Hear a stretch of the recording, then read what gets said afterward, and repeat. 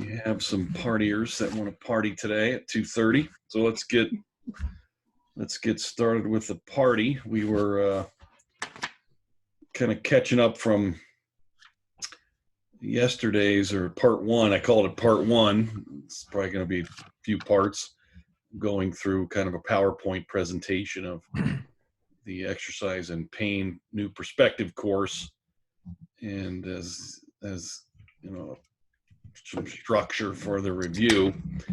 And we worked our way up to this idea of the body view and biomotor configurationalism, and how it impacts, this idea of local sensation must mean local problem, so therefore local solution, and why in many cases local interventions or solutions to locally derived sensations regionally don't work, or are only temporary, and that we're understanding that at least in this particular course, as well as the muscle system specialist course, that we're coming at it from a particular viewpoint, that we look at the body as a certain way. And it was interesting, I had a little back and forth with our colleague Mr. Robles I think last night about this subject, and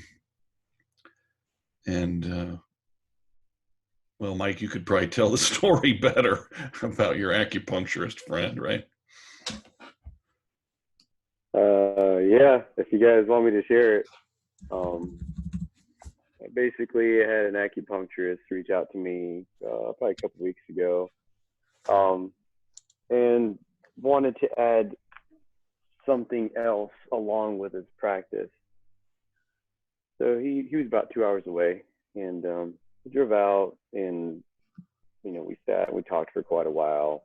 I asked him if there's any way he can simplify acupuncture to anyone,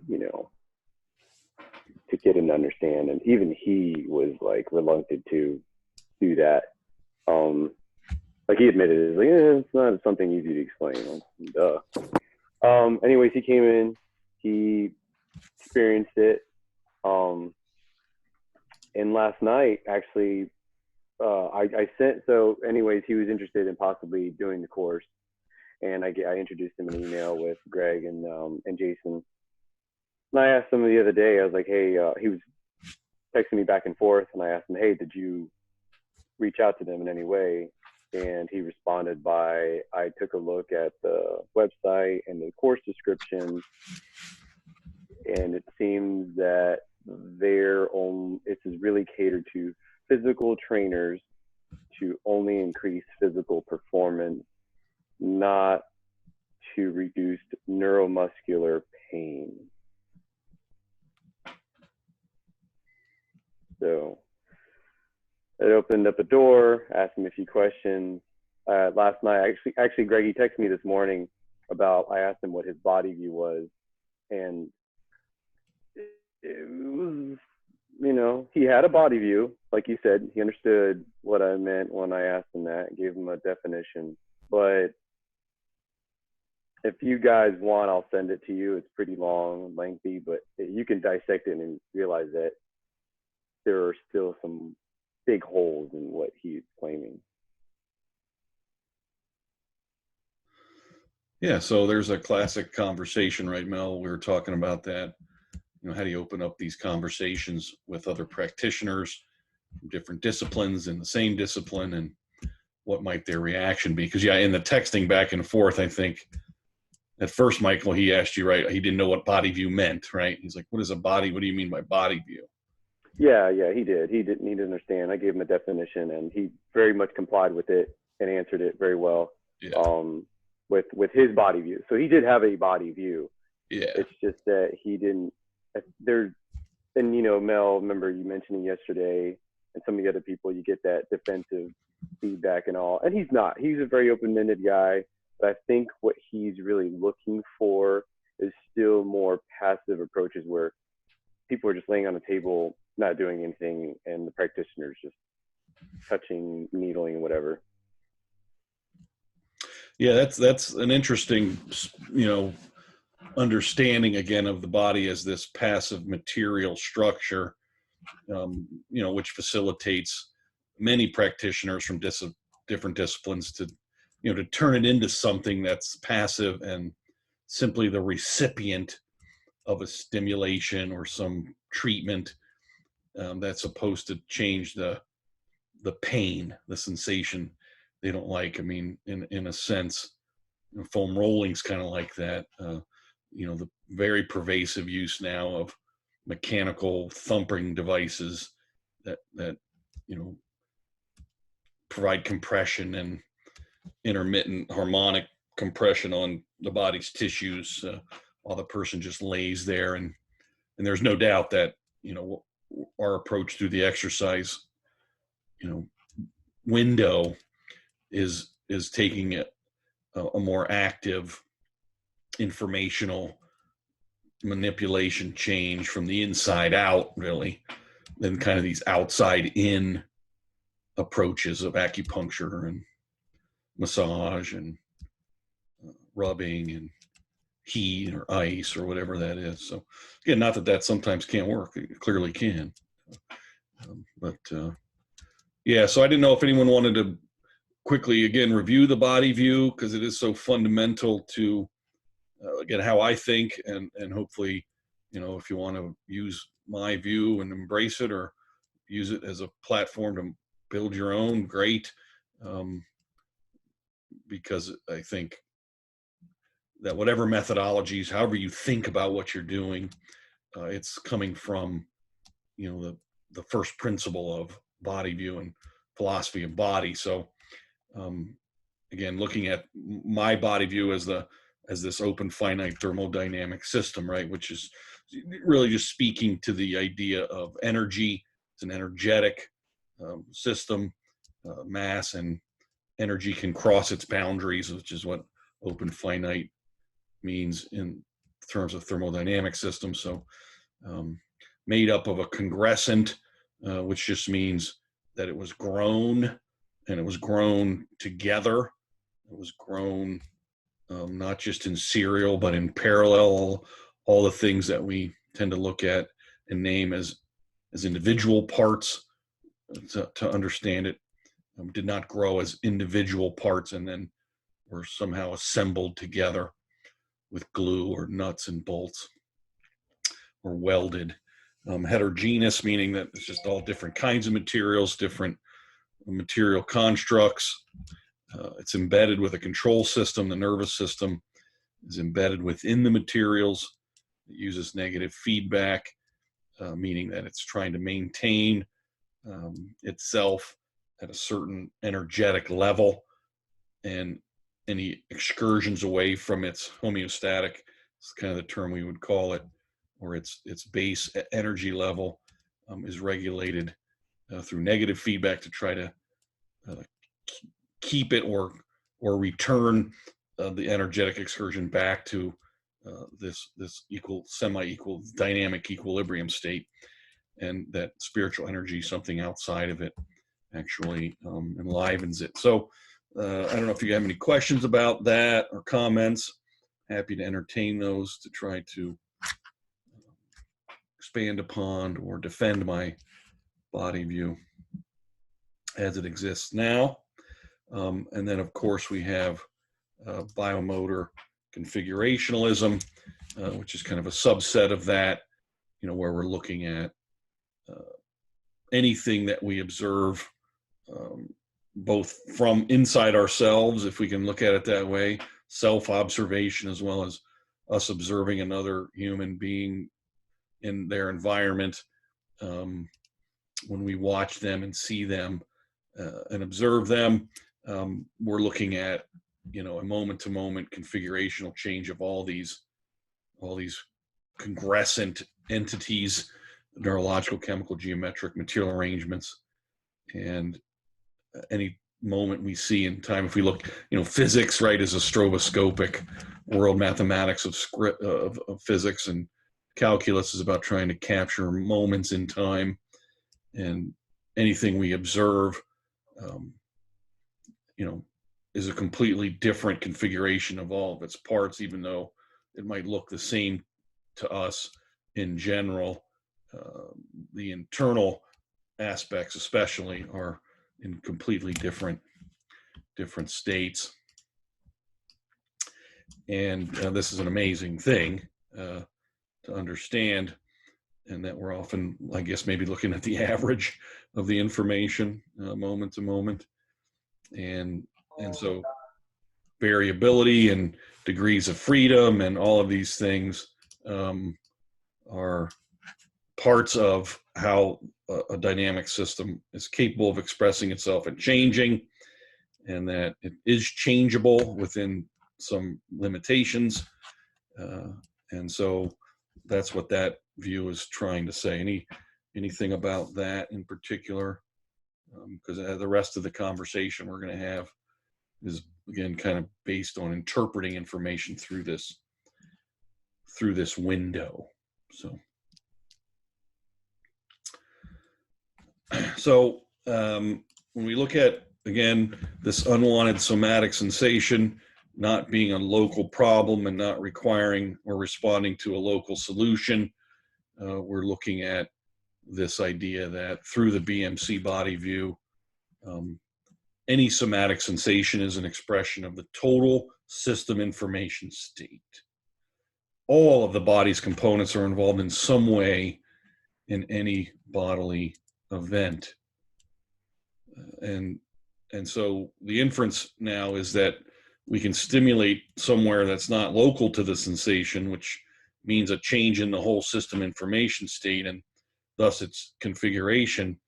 And that has the potential to change sensation anywhere in the body. Whether it does or not is another matter, but the potential is there because of the interconnected congressant nature of that.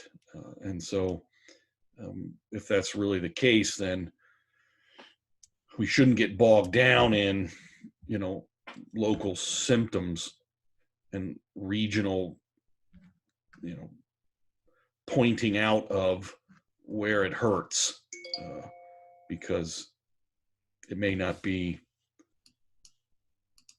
what you think it is because of the local symptom, local solution thing. So easy to get bogged down in that. And again, this particular quote kind of speaks to that. Dr. Mazziato speaks about the human brain in this particular quote.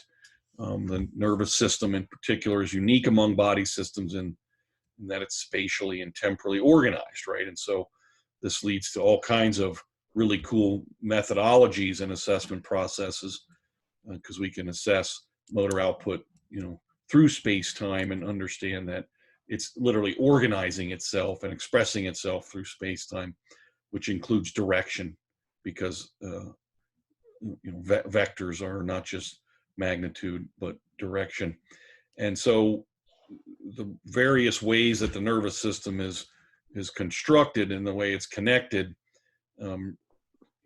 shows that these units vary with time and spanning the gamut from the millennia of evolution to the millisecond choreography of neurophysiological events. So all this specialization in space-time is suited for informatics techniques, meaning, information processing.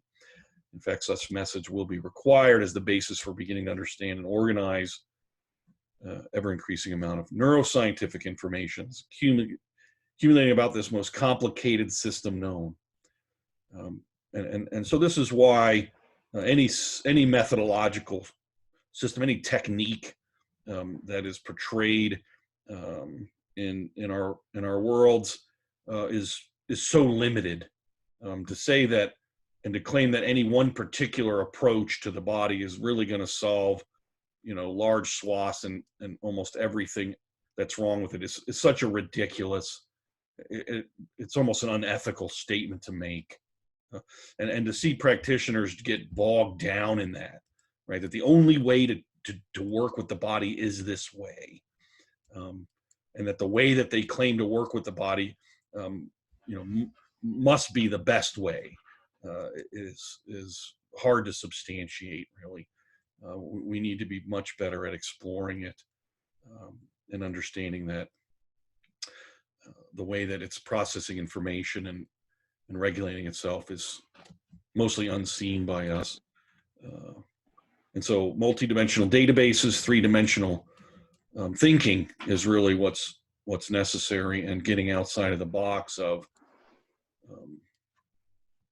local symptom is local problem. So I thought that was an interesting quote that feeds this general idea.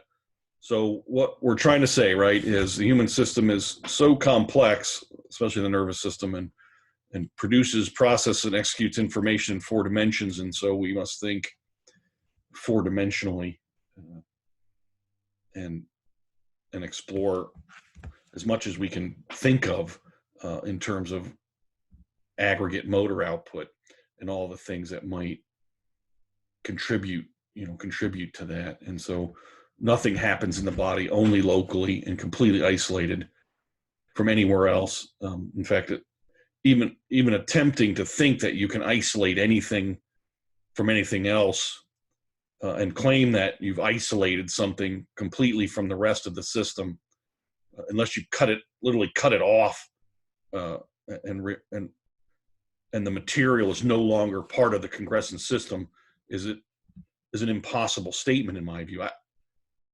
It's untenable unless I'm missing something. So I don't know what you guys think about this idea, or have you thought much about it? I don't know. Any thoughts on that? Any feelings, thoughts?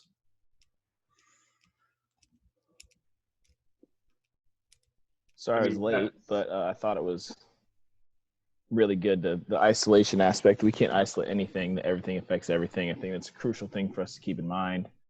And then along with that too, just the fact of like remembering like, hey, there's not one way to do everything with the system, and just keeping that in mind, almost like making sure you just remove your bias.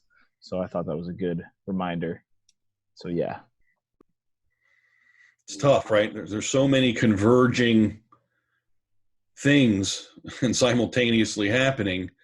Yeah, that to say that only this can be happening now and nothing else, and what we're doing now is not affecting anything else. It's crazy talk, really. I mean, I see this like with the SARS being so important. I mean, it's such an amazing tool. It just proves this. It gives so many great information about the body. Yep, regional checks, local checks, more global checks, right? Constantly zooming in and zooming out. You make a move, see what happens. Did something change that you could detect or not detect? I might direct you to a video I did this morning with our colleague in the UK about this idea. The causation of the sensation, as if we would know, directly the causation of the sensation. And it's very difficult to know. So in some circumstances, the reason why, after someone, runs, that they feel, pain in their left lumbar area, right? And then after they stop running, their left lumbar area doesn't hurt anymore, but then they run and their left lumbar area hurts again. And you're trying to figure it out, and you're focused on the left lumbar area and the low back and the core and all this stuff. And you can't figure out what's wrong. You're looking at the history, and, we look at the SARS, we look at, energy systems, we look at the motor output quality, and trying to figure out, well, why is this happening? And the number of things that can be checked out is immense. It's immense. And it might just be, when you get to the point where you're like, look, I want to look to see if your right hip abduction muscle system, when it's focused on, sustaining long-term contractions, into the 2-3 minute period, right? So there's a fatigue threshold limitation in one lower extremity versus the other. That's where you actually see it. You don't see it in displacement asymmetry. You don't see it in motor output quality asymmetry for the QMAMC. You don't see it obviously in bilateral dynamic motion, segment to segment relationships. There's no pronation issue at the foot or ankle that explains it.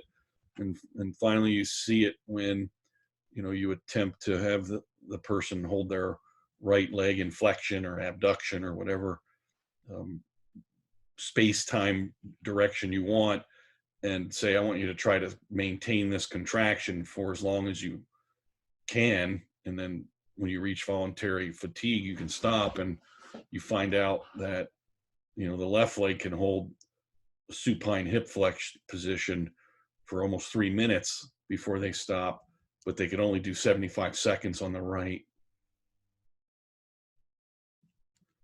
And you realize, wow, man, that's a big asymmetry in endurance, sustained endurance, let alone the recovery problem, right? And so, you know, I don't know if you guys have been dabbling in the, you know, checking recovery following a voluntary volitional fatigue threshold to see if motor quality is still, you know, relatively high. And I see that often in situations. And then we build that endurance back up, and then the left back pain goes away. It had nothing to do with the left back really directly, right? And so I don't know. Do you guys seeing some of this, playing with some of these ideas? Yeah, I've actually been doing a lot of that with a couple of clients that have been showing different forms of recovery issues and endurance issues. Yeah, so just because they have a high quality motor output, you know, for a brief split second or two when you push on them, it does not mean that's okay now, that there's no problem here, and this part of the system's fine. It's been fixed, right? Again, it's a extremely superficial, narrow view, ludicrous, really, to make a claim like that and to get stuck there. That's what we can't do, is get stuck there, right? Phase 2, right, Dom? Gotta do phase 2. Phase 3, phase 4. Always phase 2. That's it. Yeah. So ultimately, sensation as a conscious conclusion of the brain is based on all these internal external conditions of stimuli, and conscious in this context means someone is awake, capable of responding to sensory stimulus and having and reporting a subjective experience. We can't know anything about the person unless they're awake and can communicate to us. And so we're putting forth, right, in this particular context, that any subjective sensation that's reported is a conclusion of the nervous system based on all the information it has at any given moment, all the internal external conditions and inputs and processing, and that leads to the CNS conclusion. And so generally, very rudimentary wise, you know, you have the left-hand side stimulus, where the cell or organ, the part of the sensorium that is generating some information afferently based on, you know, the deformation of end boutons of sensory cells, and then that neuron puts information into the spinal cord and the brain, and then the brain and spinal cord, you know, get that information to motor neurons and pools of motor neurons that might affect a particular set of muscles or glands, and then you see a motor behavior, right? So generally speaking, it's kind of thought of in the literature in this somewhat linear way, especially, you know, the early research on reflexes, right? Automatic responses to noxious stimulus. And so we're looking at biomotor behavior and bodily movement and maintenance of position. It's being controlled by the nervous system's control over the muscular system tension and the torque it produces at synovial joints. And it just seems like everything I read and about the body and physiology and organs and information being produced, and it points back to motor output, you know, which makes sense just from a basic survival concept, right? Where we can't really reduce it down anymore. If we can't move around in our environment, we're dead. That's it. You're dead if you can't move. And so it looks like all functions of the system at some point are converging on the ability to control movement and position in space-time, so we can effectively navigate our environment. And so that's a remarkable conclusion. And so we can learn a lot about the system's information processing capabilities by observing aggregate motor expression under different conditions. We can learn what it needs to learn or what it knows to do or not, and without necessarily having to see exactly every specific cell by cell function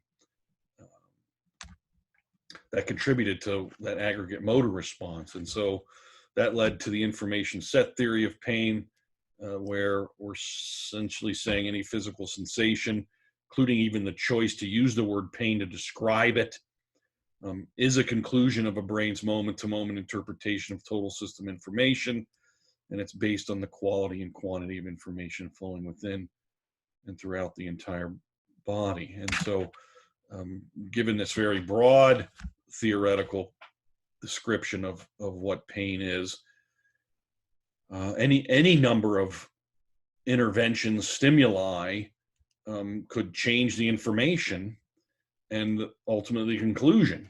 This is what keeps many modalities and techniques alive, right? Even a temporary abatement, an analgesic response to someone who's experiencing pain is better than staying in pain intractably. And so, not that there's not value in the temporary abatement of someone's sensation that they're using the word pain, but we certainly want to find more permanent solutions to that. So any comments, questions about the information so far, the information set theory of pain? How are you guys communicating to your clients about this, and finding out what your clients think about their sensations and how they're produced and why they choose to use pain in some cases, and why they use the word tightness in other cases, or why they use the word soreness in other cases, and why they use the word discomfort at times. It's just amazing the array of descriptions that people use to describe sensations that are utterly subjective and that we can't see or know anything about other than the words they're using, right? So how are you guys approaching this with your clients, if at all?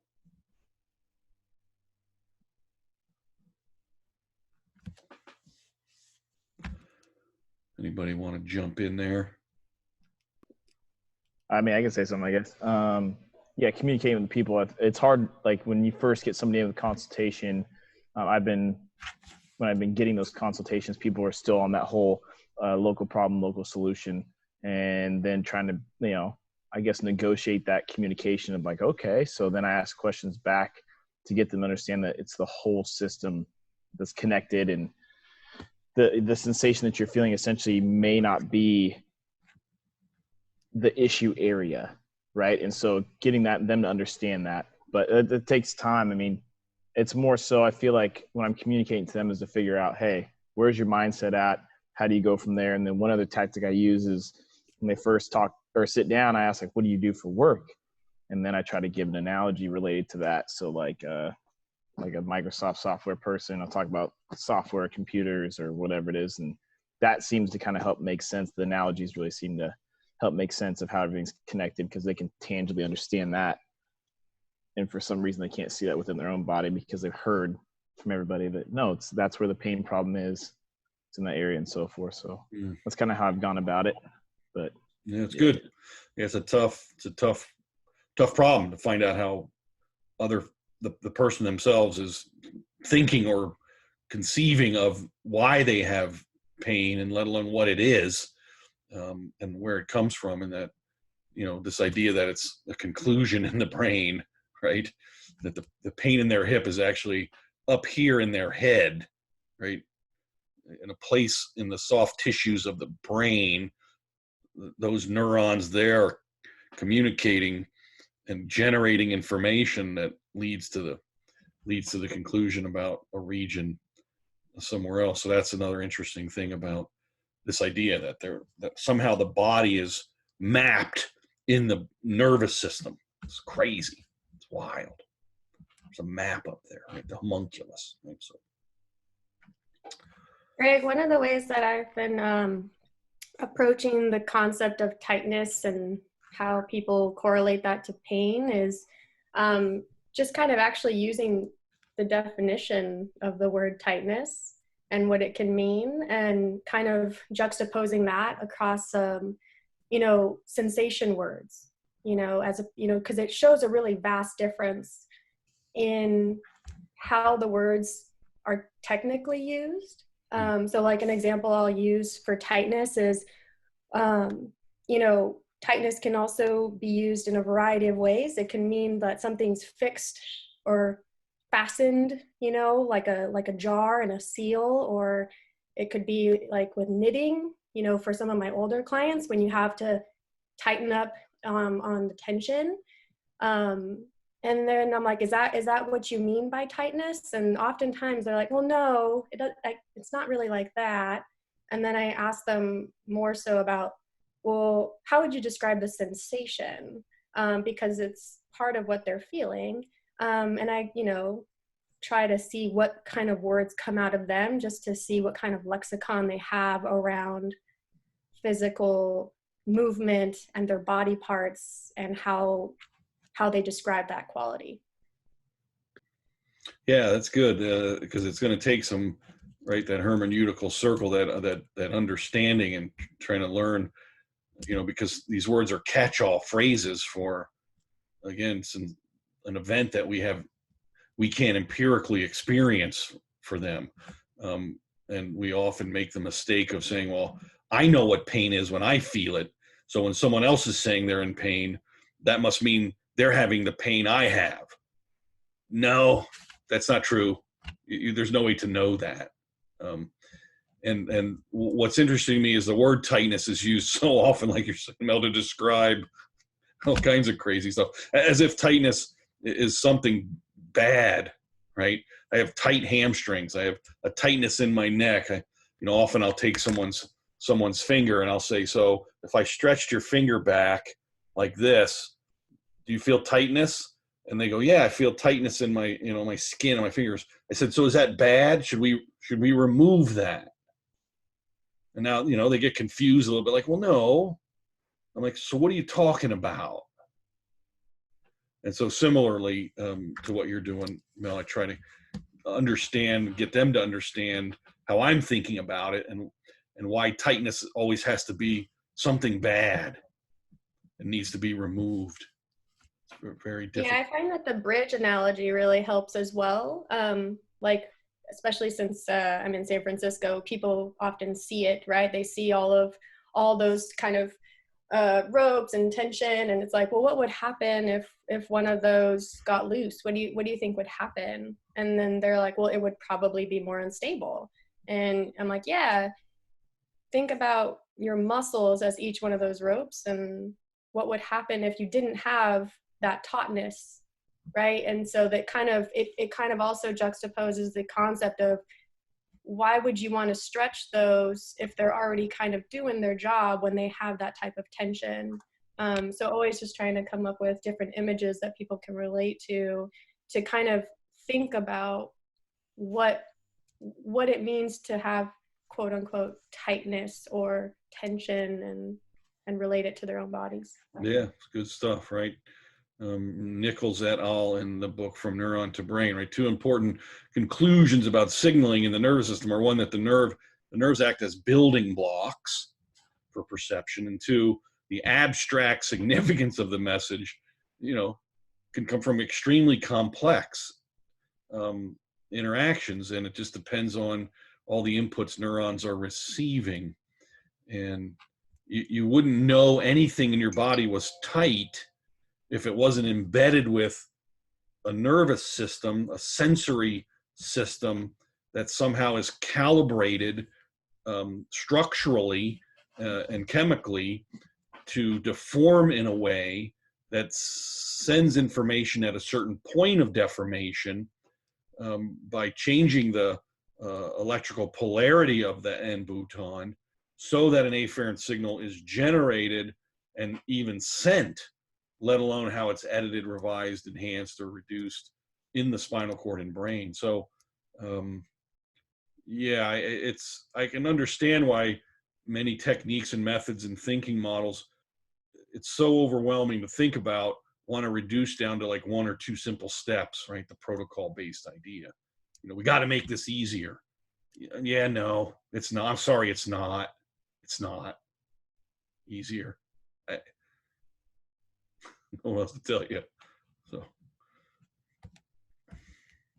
and so the hypothesis we're working with is from the motor side and the exercise side is that there's a reciprocal relationship between the sensory apparatus, what it detects from external sources and internal sources, and the motor system. And that I probably should fold this over on itself, really, because you know you can get a left to right flow of information, but when the muscle does something, when the motor system executes a motor response, it's generating information on its own that goes back into the spinal cord and central nervous system, and that can actually impinge or affect the way the sensory neuron side of it operates. And so there's clearly a back and forth here where the activating the biomotor control system can affect somatic sensation, and you know, when we experience this, and it can affect it in both directions, and you know, a negative direction like pain, or a positive direction like I really like the sense, the way my body feels when I do this, right? So I don't know, anybody got any thoughts about that? Again, basic construct and the reciprocity of sensory motor interaction to alter information state. Our challenge is to try to figure out how to do this, right? How many receptors are there? I don't know if you guys have ever seen, I don't know if I have this chart anywhere in the literature I've given me up to this point. Let me see if I can find it for you. Mechanoreceptors. Where is it?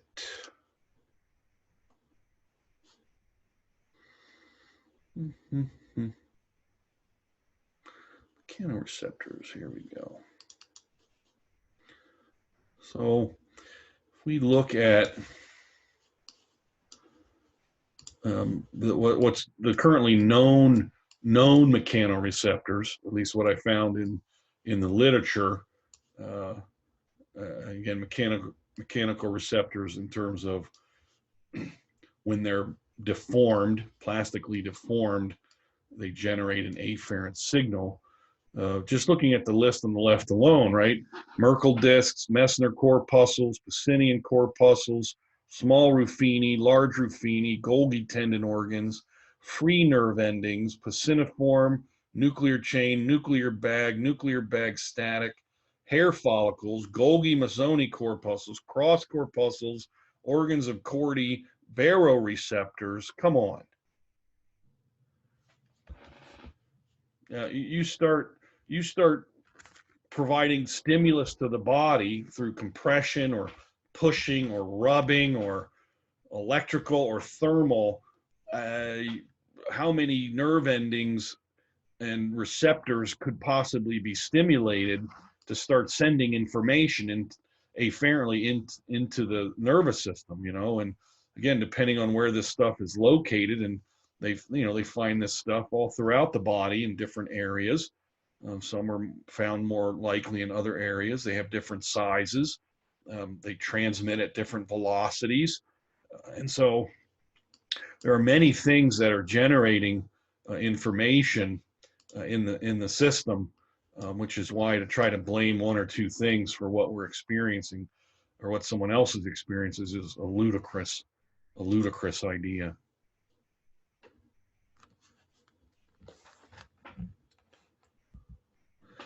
Because stable and predictable biomotor behavior is significantly impacted by skeletal muscle system generation. And so if moving about our environment as energetically efficiently, as mechanically efficiently as possible is beneficial to the organism, and when we want to make a change in position with a vector or a pathway or a plane or whatever, you know, we predict that first in our brain predicts the behavior, constructs and sends the instructions to the system, and then you execute it, and now you can pick up error based on that, right? And so if we don't have stable and predictable biomotor behavior, we got all kinds of sensory problems potentially. And some of our sensory apparatus is very precise and acute in how it can describe what's happening in tissues and in regions, and some of it's very vague and generalized, and not very specific or precise in terms of its ability to generate a geographical location description of what's going on. And so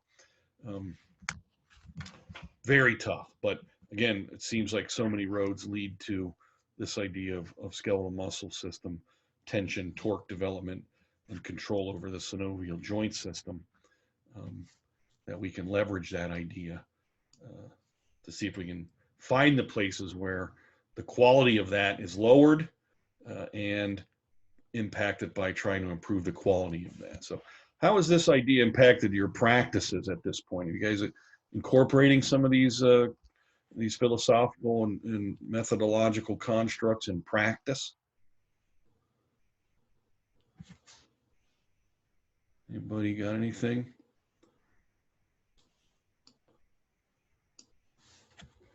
Looking at the motor system across the time continuum? No? And so our logic looks like this, right? So if we're going to use some deductive logic through simple syllogistic logic, we're saying that muscle system tension quality positively correlates to motor control quality. And so somatic sensation positively correlates to muscle system tension quality. And so by conclusion, our somatic sensations must positively correlate to biomotor control. And since movement quality positively correlates to somatic sensation, and exercise positively correlates to movement quality, exercise can positively correlate to somatic sensation. So we can affect somatic sensation with exercise. By the way, we define that. And so if we use those two conclusions, we can come up with another syllogism that I just blew past. Somatic sensation positively correlates to biomotor control quality. Exercise positively correlates to somatic sensation. So exercise correlates positively to biomotor control quality. And so I don't mean to cut you off, but here's my thought. I love this sheet, right? The logic behind this. Why is it, and you guys are, speak up too, but why is it that people don't correlate this or understand this of like, I know that I've been presented it via you, Greg, and we all have, but like we've all seen this even before I took the MSS course. I work out, I feel better. I work out, pain goes away. Like, why is it you know what I'm saying? Right. Like, I'm just confused why this isn't being like, oh yeah, that makes complete sense by people. Or it's like, they may know it, but maybe they don't know it. I don't know. It's just like, I don't, maybe I'm just going on tangent, but this is like, it makes so much sense. And I look back and being like, man, I work out, I feel better. When I don't feel good, or that pain comes up or whatever it is, or even playing sports, man, like I beat the crap out of my body playing baseball. I mean, I just don't know why people don't understand this, I mean, what do you guys think? I think it depends on the relationship a person has to movement. I know I have clients who had really negative experiences with sports or even PE class.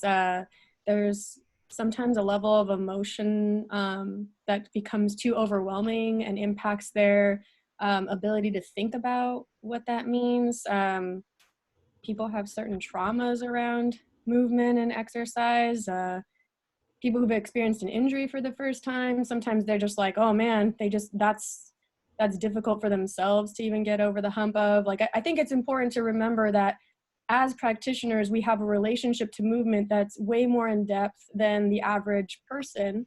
And so this type of logic is, yeah, like you said, Curtis, like completely like makes complete sense. Like, I wish everyone could get on board, but I think that the relationship to movement can really impact a person's ability to understand or even follow the logic, depending on how they also categorize themselves, like identity wise, you know, like, oh, well, I'm a bookworm, so I don't like exercise, or, you know, just, you know, whatever they've described themselves to themselves as.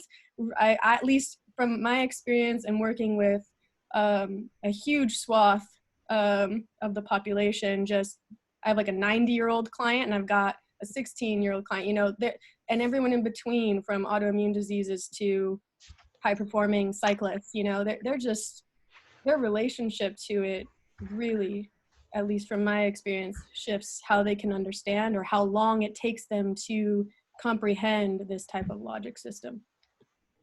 Yeah, and I see it, well, I used to see it every day in directing my clients' attention into what they want and less of what they feel and the sensations they don't want. So a lot of times it's just a matter of getting them to say, all right, you know, do this exercise. What do you feel?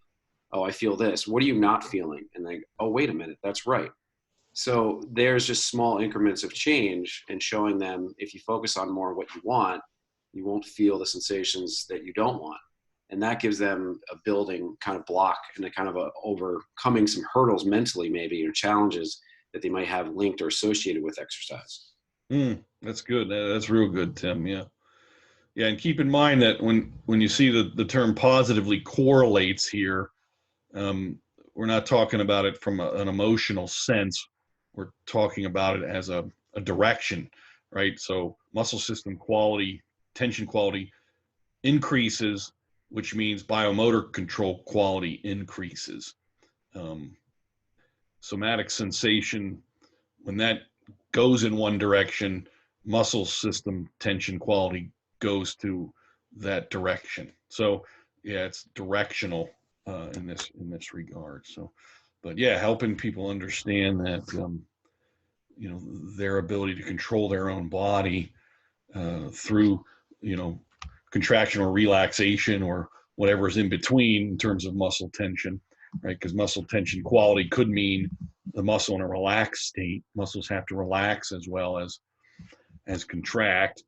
And you've probably heard me say this, you know, before about manual muscle testing, right? Where the QMAMC, or a manual muscle test, which is a misnomer, quite frankly, but it's often as much a test of the rest of the system's ability to not contract as the thing you're thinking that you're isolating or emphasizing to contract.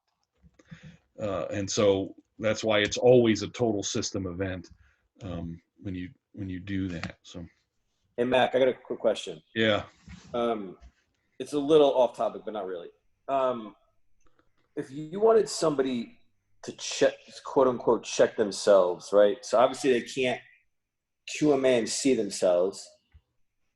Would the phase 2 really be the only way they can kind of check in on their own to see the quality of their motor system, or Correct.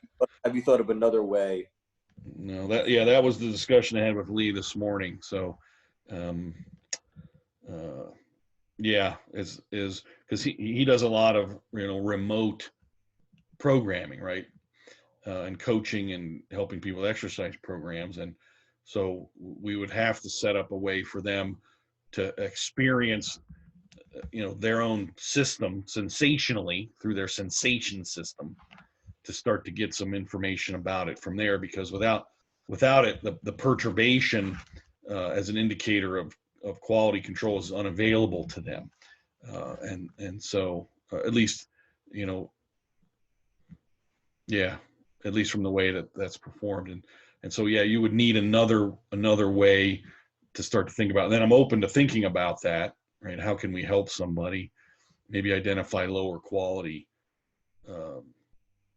control issues independent of the QMAMC?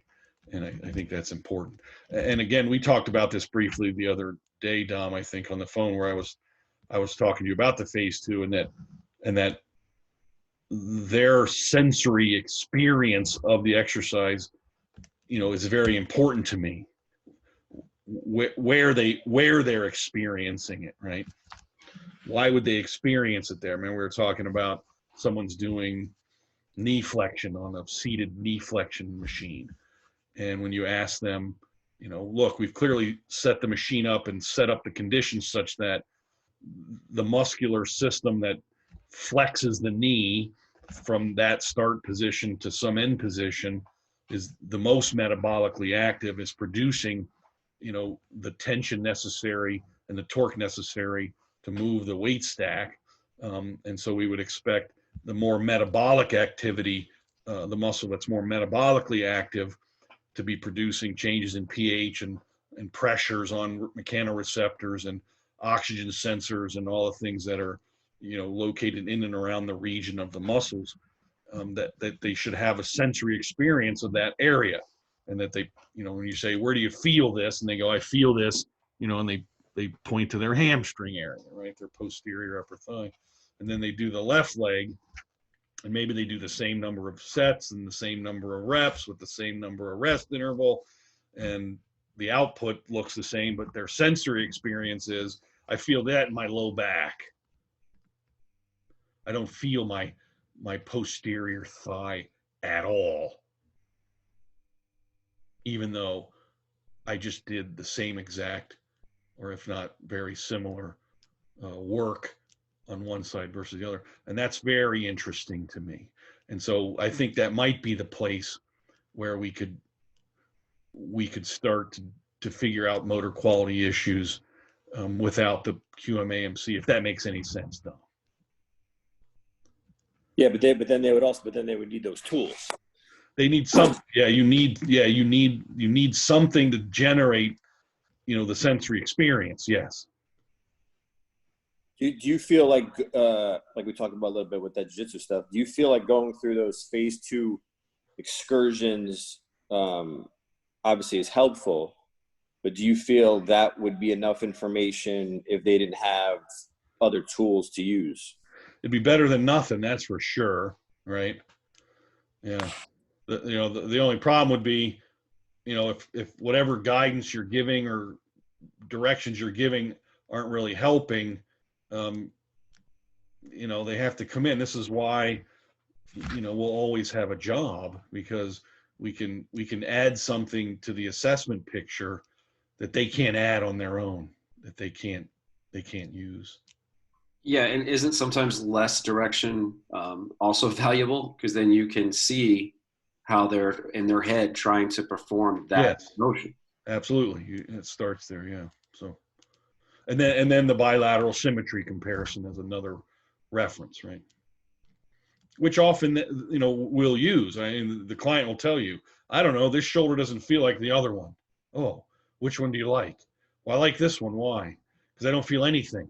Oh, and what about this one? Well, I feel something I don't like. Oh, okay, right. Okay.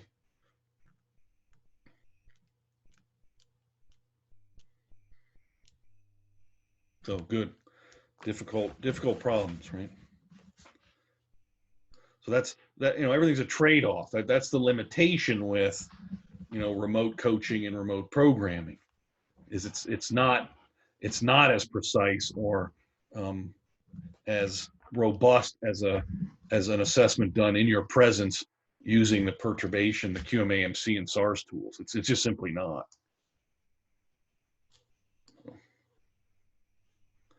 Because you can get information you can't get in any other way.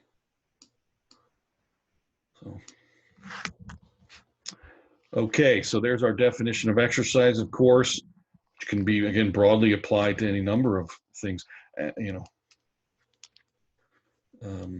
with clearly the neuromotor control system part. So that's the thing with the acupuncture, Mike, that unfortunately this guy has missed. And I've been working with Andrew Hoppert, who's an athletic trainer, and we've modified the exercise and pain course for athletic trainers, because if they're gonna, if therapists or acupuncturists or whoever is relying on these passive approaches, the question becomes, did their approach alter the neuromotor control system? And did it alter it in a way that improved quality or degraded quality? That's the thing the acupuncturist needs to know.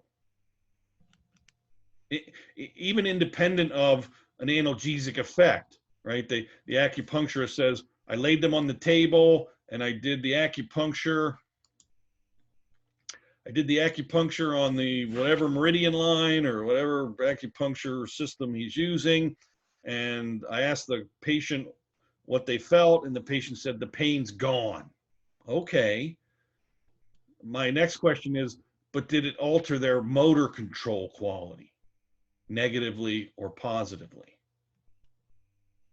And he needs to learn this to check pre and post acupuncture session, how what he's doing is affecting the motor control of the system, is what I would contend. So just because you removed a sensation doesn't mean you've improved the quality of the motor output, which is a far more important expression of the system's capabilities from a survival and moving about your environment perspective. So. Yeah, but I think the first thing to start off with is if their goal is to remove that sensation, and he's trying to insert a needle, even in his body view, like the first half of what he wrote is really good. The second half, he says he changes the location and depth of needling depending on whether pain from is mechanical or chronic system issue. Now, there's more to it than that, but when you're saying mechanical right off the bat there, that's a part you gotta let's explore that, because what exactly do you mean by mechanical, and how are you checking that pre and post? Yeah, with the SARS and the QMAMC.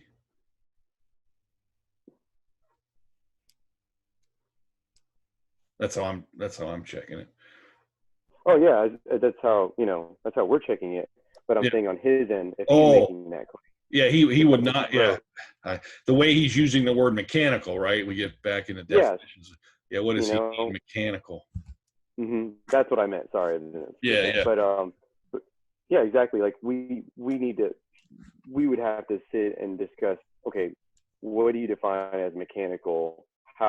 What exactly are you doing? Because clearly he's not doing, SARS, QMAMCs. Doesn't even know what that is. No, clearly not. Yeah. Hey, Michael, could I jump in on this conversation? I actually have some practitioners, some acupuncturist practitioners that I'm working with doing pre and post motor control assessment.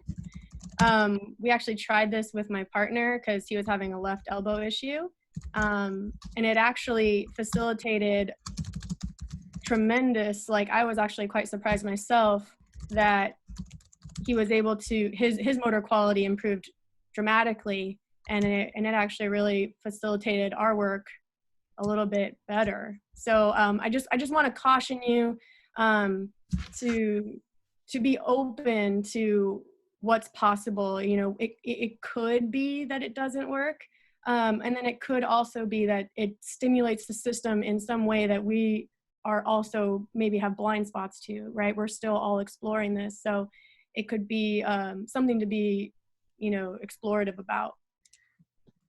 Oh yeah, I completely agree. That's, for sure. Very well said and all. And this person has truly, he drove down a couple hours to experience this, this thought process.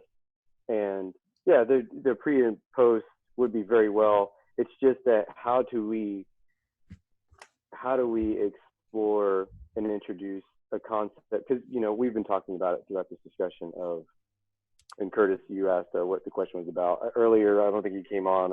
We were talking about an acupuncturist that came to me and wanted to explore some options and possibly take the MSS course.